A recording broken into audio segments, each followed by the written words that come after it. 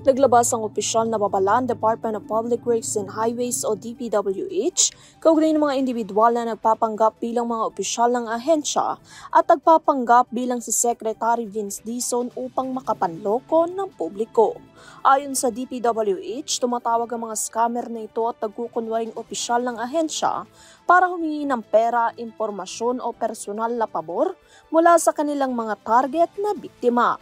Mariin ang paalala ng DPWH sa publiko na maging mapanuri at huwag basta-basta maniniwala o makipag-ugnayan sa sino mang tumatawag at humihingi ng kahinahinalang pabor o impormasyon lalo na kung ito ay nag-aangkin mula sa ahensya.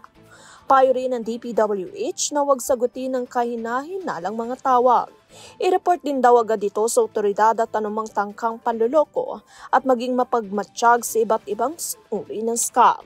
Kung maaari ay bahagi din daw ang naturang babala upang makatulong na maprotektahan ng iba laban sa mga scammer. Para sa RTV News, Catherine Landicho, sumasaludo sa bawat Pilipino.